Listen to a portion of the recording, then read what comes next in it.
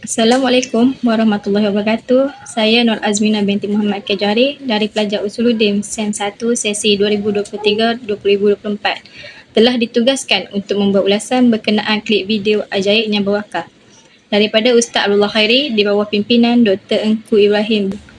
Latar belakang klip video ini disampaikan oleh Ustaz Abdullah Khairi di Masjid Jami' As-Solihin, Kampung Kancung Darat, Banting Selangor.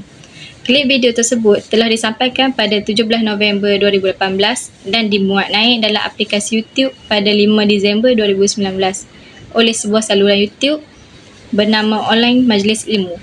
Selain itu, tajuk kuliah tersebut adalah Salam Akhirat Ajaibnya Berwakaf. Setiap langkah dalam hidup membentuk jejak yang tak hilang dan latar belakang seorang penceramah adalah tinjauan daripada perjalanan hidup seseorang penceramah yang luar biasa. Salah satu penceramah yang memberi inspirasi kepada anak muda zaman sekarang ialah Ustaz Abdullah Khairi bin Haji Harun. Ustaz Abdullah Khairi dilahirkan pada 15 September 1968 dan dibesarkan di Sidam Kanan, Kedah, iaitu tempat yang menciptakan kepribadian dan nilai-nilai yang menjadi landasan seluruh perjalanan hidupnya. Hobi Ustaz Abdullah Khairi adalah bermain badminton dan berbasikal. Ustaz Abdullah Khairi sudah berkahwin dan dikurniakan dengan 6 orang anak. Keluarganya memainkan peranan penting dalam membentuk perwatakan mengajarkannya tentang kejujuran, keadilan dan keberanian. Isi kandungan klip video ini adalah Ustaz menyebutkan ayat ini mengenai seseorang itu jika tidak mempunyai ilmu agama, maka gunakanlah manfaat ilmu dunianya untuk mendapatkan manfaat akhirat. Sebagai contoh, jika seorang itu mempunyai ilmu dalam membuat bangunan, maka binalah masjid. Ia akan menjadi sama akhirat. Sesuai dengan bertajuk ceramah beliau iaitu Ajaibnya Berwakaf. Beliau juga menyelitkan sedikit ilmu tauhid dengan memberitahu jika seseorang itu hendak mencari ilmu, maka perlu ada 3 ilmu bersamanya. Yang pertama, ilmu tauhid.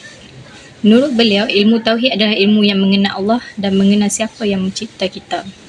Seterusnya, ilmu kedua yang wajib dipelajari oleh kita adalah ilmu fiqh.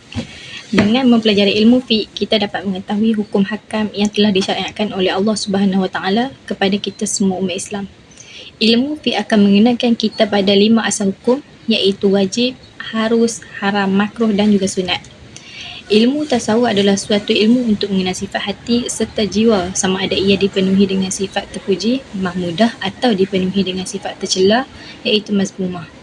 Setiap manusia sememangnya tidak boleh lari daripada 2 sifat berkenaan, namun sudah menjadi tugas seorang hamba untuk membersihkan hati supaya terhindar daripada sifat mazmumah seperti takbur, dengki, iri hati dan pelbagai titik hitam di dalam hati. Berdasarkan klip video yang saya lihat daripada Ustaz Abdullah Khairi iaitu Ajaibnya Berwakaf, dapat saya simpulkan ialah kita mestilah mempelajari 3 ilmu iaitu ilmu tauhid, ilmu fiqh dan juga ilmu tasawuf.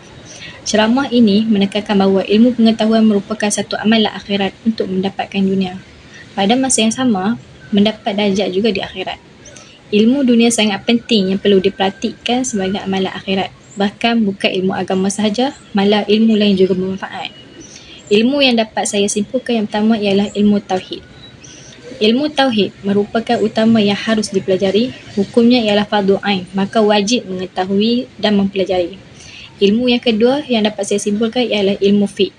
Ilmu fiqh merupakan sebahagian daripada syariat Islam yang perlu dipelajari dan difahami serta laksana sebagaimana yang diperintah oleh Allah.